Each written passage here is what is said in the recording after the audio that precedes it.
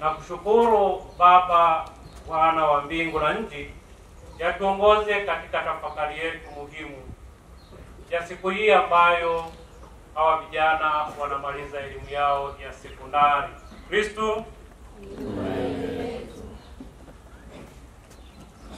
katika safari ya maisha ukilinganisha na masomo ya leo, ningelipenda sehemu tatu za kwanza tuongozwe kwa Injili yenyewe, na sehemu ya 4 hitimisho iwe ni kanuni inayozaa matunda kwa namna yoyote ile.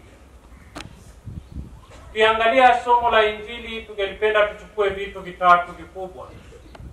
Sehemu ya kwanza inaanza na neno na kushukuru kwa shukrani. Jambo la pili inaendelea nimekabidhiwa vyote na Baba yangu, kupokea. Na sehemu ya tatu ni sehemu ya kutafuta kitulizo cha maisha. Wapendwa, katika safari ya maisha ukikaa ukawaza sawasawa, ukakaa ukapata ujasiri wa kujitazama sawasawa, ni lazima upate ujasiri wa kushukuru. Tunashukuru kwanza kwamba tuko hai. Unaamka asubuhi, unaanza safari. Kama hawa walianza safari ya kielimu miaka 4 iliyopita, nami nilipata bahati ya kuwa mmoja kati ya waliowapokea. Na leo hii tunashukuru, tunaona wanamaliza safari yao ya miaka 4. Tuwapongeze. Tunatoa shukrani ya kwanza ya sababu ya uhai, bado tupo. Tunatoa shukrani ya pili kwamba katika uumbaji wetu, mwili ambao kutoka katika udongo, roho kutoka kwa Mungu mwenyewe, na nafsi ambayo ndio inayofanya utendaji wa kila siku, kiunganisha akili zetu, mawazo yetu na hisia zetu, imeendelea kutenda kazi. Ni jambo lililo kubwa na la kipekee. Tunashukuru pia kwamba kuna waliotuamini wote kwa pamoja. Mzazi ambaye ulimpokea mtoto huyo akazaliwa, mzazi ambaye uliona kuna umuhimu wa kumpeleka shuleni, mwalimu ambaye aliona wajibu wa kumlea na kumfundisha, mpishi aliyehakikisha anapata chakula, mlinzi aliyehakikisha anakuwa yuko salama, patron aliyehakikisha wako salama hata wakiwa mabwenini au wagonjwa, na uongozi mzima wa jimbo kuona wajibu huo ni mzuri na ni wa kimungu. Tunayo sababu ya kumrudishia Mungu na kila mmoja wetu shukrani. Tujipongeze kwa nafasi ya pekee ambayo tumeweza kuipewa. Safari hiyo ndefu ya kulea akili na roho, tunaamini imewawezesha hawa kuweza sasa kupambanua vizuri zaidi, na kupambana na mazingira ambayo ni rafiki au yasiyo rafiki, na kutoa matokeo ambayo jamii inataka, na zaidi sana kuweza kufikia kile ambacho Mungu amekipandikiza ndani mwao. Vijana mnaomaliza, sisi kama shule kuna mengi tunayategemea kwenu, bado tunayategemea. Hiyo Christopher na Clara wamekuwa wakifanya kazi pamoja, na leo katika hizi shule ndio tunaanza graduation ya kwanza ya Christopher. Wewe ni mwanajamii, ni mwana Christopher, na hata kama unamaliza bado tutaendelea kukutazama maisha yako, na tukitamani kuona unaendeleaje na mchango gani ambao bado unaweza ukaurudisha hapa, lakini pia sifa na heshima ambayo unaweza ukaipa pia, na zaidi sana wale wazazi na wote waliokulea, ili siku moja tuweze kusema tunamshukuru Mungu kwa kuwa wewe ulisoma hapa. Kristo. Jambo la pili ambalo Injili hii inatuelekeza tulitazame, Kristo anasema nimekabidhiwa vyote na Baba yangu. Ni ujasiri wa kujua kwa kuwa umeumbwa kwa sura na mfano wa Mungu, vyote ulivyonavyo umepewa. Uwepo wako wenyewe umepewa, sura ulionayo umepewa, akili ulionayo umepewa, na kupewa kwako huko umetumwa duniani. Ninaamini kabisa, na tumekuwa tukifanya hivyo, kwamba hakuna hata mmoja wetu yuko duniani kwa bahati mbaya. Kristo, hakuna hata mmoja ambaye yuko duniani kwa bahati. Hapana. Japo wengine wanasema kuna mimba za bahati mbaya, lakini hamna mtoto wa bahati. Kristo. Na kwa kuwa hakuna hata mmoja ambaye yuko duniani kwa bahati mbaya, na hakuna hata mmoja ambaye yupo mahali alipo kwa bahati mbaya, na maana kila mmoja wetu ana kazi aliyotumwa kuifanya. Nafikiri kati ya watakatifu wa siku za karibuni alielewa vizuri jambo hilo na kulieleza kwa lugha iliyokaa vizuri zaidi ya Mama Teresa wa Calcutta.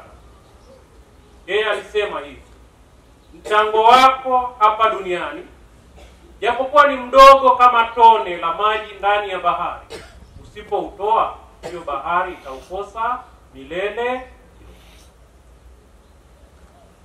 Waombe nyie mnaomaliza na sisi sote tulioko hapa, hakuna ambaye yuko hapa kwa bahati mbaya, na tunawaombea ili ile kazi ambayo kwayo Mungu amekuumba na akakuruhusu ufanye safari katika maisha yako aliyokupa, kama ni miaka 90, miaka 4 ishia hapa Christopher, basi uende ukatekeleze wajibu huu.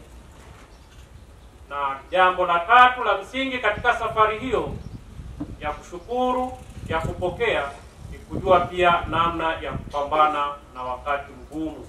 Ukichoka,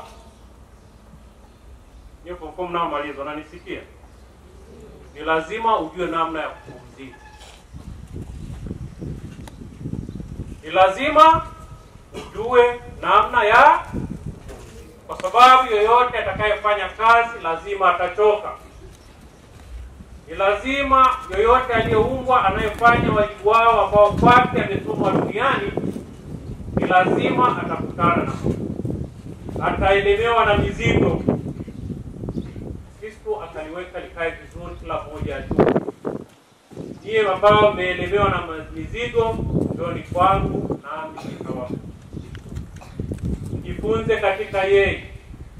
Sasa usipoamua vizuri namna yako ya unapoelemewa na mizigo, namna ya kupumzika na pakwenda, ndipo tunaingia kwenye mambo mengi, na ambao wakikumbwa na kipindi hicho wanaishia kujua. Kuna wengine wanapata matokeo ambayo hawakuyategemea, wanafanyaje? Wanajua. Kuna ambao wanakutana na mizigo inayowaelemea, wanaangukia kwenye matumizi ya ulevi wa kupindukia na madawa ya kulevya. Wanakosa kitu hichi ambacho Kristo amewaambia, utakapoelemewa na mizigo upumzike namna gani. Kuna ambao wanapokutana na mizigo mizito wanakata tamaa, wanaacha safari ambayo wameitiwa, wanarudi nyuma. Uliitwa ujiandae uwe daktari, sasa kwa sababu umefeli tu form 4 mara moja unaanza kukimbia kama digidigi. Kristo, unahama kuwa mwanadamu, unahamia kuwa digidigi, unazunguka tu. Lakini kumbe safari hiyo anasema ni lazima ujue namna ya. Kwa miaka 4 tumekuwa pamoja hapa. Namna mojawapo ya msingi ya kupumzika ni ujasiri wa kusali. Kumbuke daima, hakuna sehemu yenye faraja kama muamini Mungu na kusali. Jioni kwangu nami nitawapa. Na ili utoke katika mkwamo huo, akaongeza ni lazima ujifunze. Jifunze kutoka kwangu. Maisha yako yote ni safari ya kujifunza. Na akasema ya kwamba nira yake ni laini na mzigo wake ni mwepesi. ni udhibitisho maisha yetu yote ni safari ya kubeba mizigo kadhaa, ambayo ndio utume ambao kwao. Na mwisho, hitimisho ambalo sasa ni kanuni ya kimafanikio. Ndio katika somo la kwanza Paulo anatueleza, ninaona fahari ni katika msalaba na si kitu chochote kile kingine. Kwa lugha ya kibinadamu tungesema ni kuweka akili, nguvu na hisia zako zote, kila kitu ulichonacho, resources zote ulizonazo, na focus kwenye kitu kimoja. Zote zako, mawazo yako, moyo wako unauweka kwenye hilo jambo, na ndio muujiza ambao uko duniani mpaka kesho. Mafanikio katika fani yako, ni mwalimu, ni daktari, ni mfanyabiashara, ni mkulima, haitegemei una degree ngapi, una akili kiasi gani, haitegemei una urewe ni mrefu au ni mfupi, haitegemei umezaliwa kwenye familia tajiri au maskini, haitegemei wewe umepata division gani. Mafanikio yanategemea umewekeza akili zako, nguvu zako na moyo wako katika kitu hicho bila kuyumba. Sasa yoyote anayefeli anatawanya hizo nguvu. Tunawaombea fani yoyote, maisha yote utakayoenda, uwekeze kwa moyo huu. Sisi tumekwisha kukusaidia kwa miaka 4 kukulazimisha ubaki hapa. Sasa ni kazi kwako ile unaloliendea uweze kulifanya. Simame tumtolee Mungu maombi yetu.